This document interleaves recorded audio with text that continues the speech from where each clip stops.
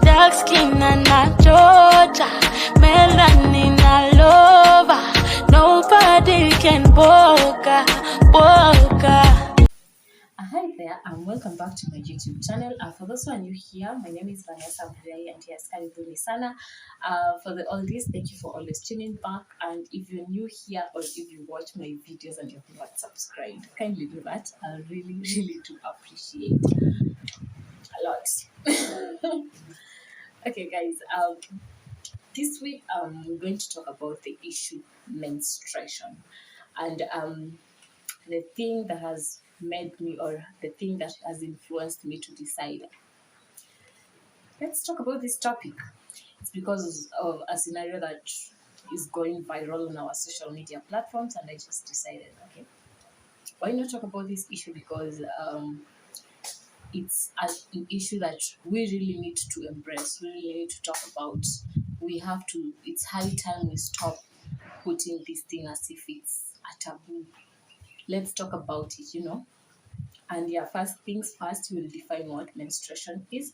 Okay, basically menstruation, you see, when a girl is maturing their reproductive system, and even for the mature ladies who have not reached menopause, it so happens that every month their body always prepares, the uterine walls, the ovum that is fertilized comes, and it is always preparing for the connection, I don't remember the name, with the sperm, so that it can start forming the zygote. After the zygote, it will form the embryo, then the fetus, then the baby. And if this doesn't happen, if the sperm doesn't, if there's no sperm, if fertilization doesn't take place, if fertilization doesn't take place, this wall will start peeling off from the uterine, and the ovum will also break, and it will be released as mucus and blood through the vagina. Yeah, that is basically what menstruation is. I hope you've understood that explanation. And yeah, so the thing that has pushed me to decide, let's talk about this issue, it's menstrual stigmatization. Menstrual stigmatization is basically the tension, the negative feelings that people in the society have towards menstruation, and these feelings, these emotions. So in some communities, they have been put to be like social norms, such that, for example, if a woman is undergoing their periods, you're not supposed to interact with other family members. Some religion, you're not supposed to worship during that period because they see you as unclean. And in some areas, even students don't go to school for that period, for that particular period. And if somebody is not going to school and the others are continuing with the syllabus, they are going to automatically be left out in the syllabus. So yeah, and that menstrual stigmatization is what pushed me to be like, this is something we really need to talk about, because it's high time our society changes their perception towards menstruation. It's high time we embrace this issue as being biological and talk about it, because our girls are suffering because of how we perceive menstruation. You find that the information in regards to menstruation is scarce, and it's so unfortunate. The time when some girls are starting their periods for the first time, they think maybe they are dying, they think maybe they are sick, they even don't know how to put on a sanitary pad, they don't know if maybe they are undergoing cramps, they don't know how to go about it. And sometimes we have some disorders that one can develop during this period, because even though women have cramps, the cramps are not supposed to be severe, and maybe somebody is undergoing severe cramping and they don't know that if that happens, they're supposed to go seek a medical practitioner so that they can check on them if they are okay or something. So because of that ignorance and because of that lack of that knowledge, somebody ends up realizing when it's too late that they are maybe suffering from a certain issue in their reproductive system.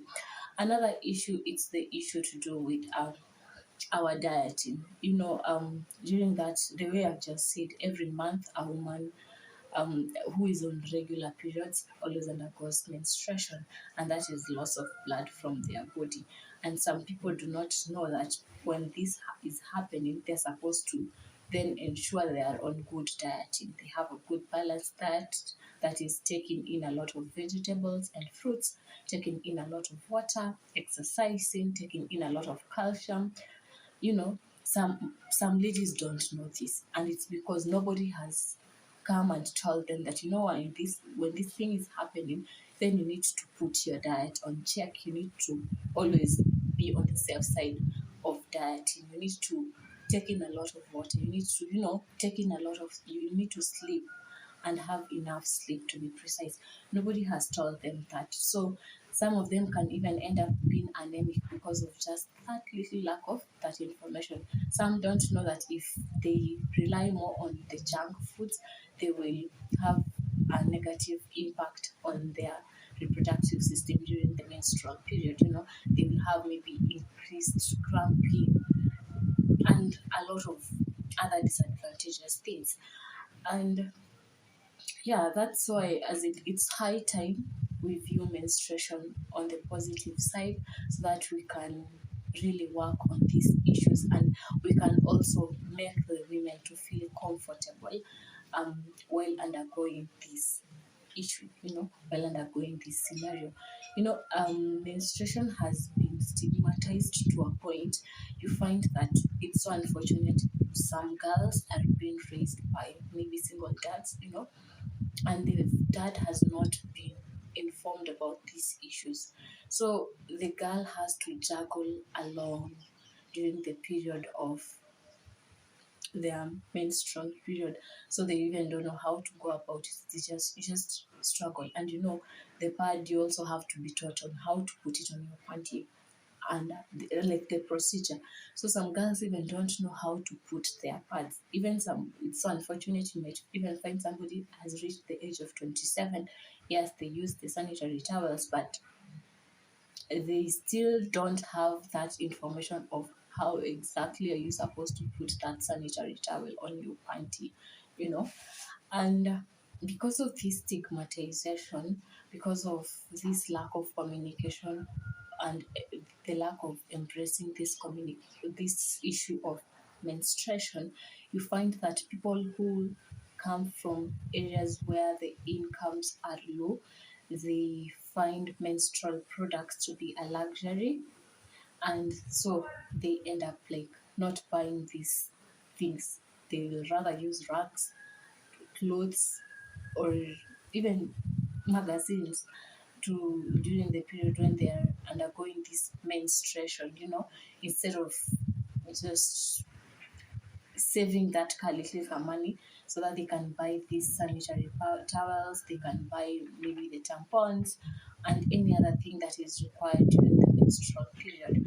So for them, that is just but a luxury. It's for the rich, and it's not supposed to be like that, because that rag that person is using, that cloth that person is using, sometimes it might be exposed to dirt, and they might end up getting infections from that. Another thing, you find that our public institutions, especially the schools, because most girls who are in school, they are there from morning to evening, so they have to change their sanitary pads while in school.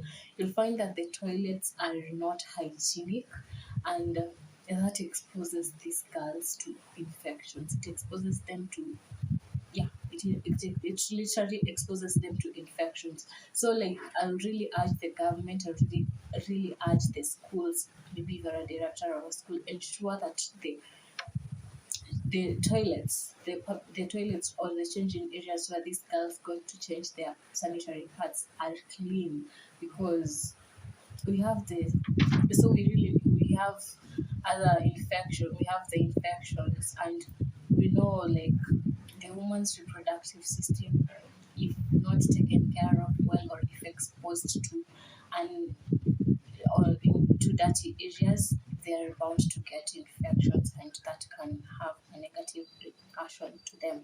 So we can protect our girls by ensuring that water is sufficient, the toilets are clean, the dieting is good, and also continuing to train them about the issues to do with menstruation, because sometimes menstruation can also affect the mental health of individuals. They can get depression, they can be stressed, because as in, especially in primary school, sometimes you find maybe somebody doesn't have maybe somebody has messed, and the boys are there bullying her, and it makes the person be embarrassed, it affects their self-esteem. But if this education could have been done earlier on, and boys could be told, like, it's normal when a girl is undergoing this, it's normal, you should not shame her, instead assist her to be able to change, this thing will go the right path. And another thing, we should really embrace the issue of trying to give those give the ladies a shoulder to lean on, because okay, menstruation is not similar to each and every girl, it differs. They have just told you there are those who have bad cramping, and there are those who they're good to go. So sometimes maybe somebody just needs that water so that they can ease that cramping. They just need somebody to ask them, are you okay? Because it's not easy. So, like, yeah, let's always like have that emotional support, and let's break this stigma, and let's stop isolating the ladies. And because I feel like the more we stigmatize this issue, the more we continue to put a gap between that exists in the gender inequality issue. Yes, I know we're not equal to men, but we guys stigmatizing this issue, or people stigmatizing this issue in the society, continues to put a gap between these two genders. And with the disorders that come with menstrual health, we should ensure like girls are informed about this issue, so that it's an issue about somebody listening to their body, so that if they feel they're not okay, or something is not okay with them, they can be able to go seek a medical practitioner's help, or they can know how to maneuver through the issue. And yeah, guys, that's just all that I had for today. If you have any other comment with regards to this issue, you can post there in the comment section, and I would really, really do appreciate. Make sure you share this video, and let's continue to spread awareness of breaking the stigma that is related to menstruation, and let's ensure we tell our societies that menstruation is okay, menstruation is biological, and it's normal. That's all that I had. Bye bye.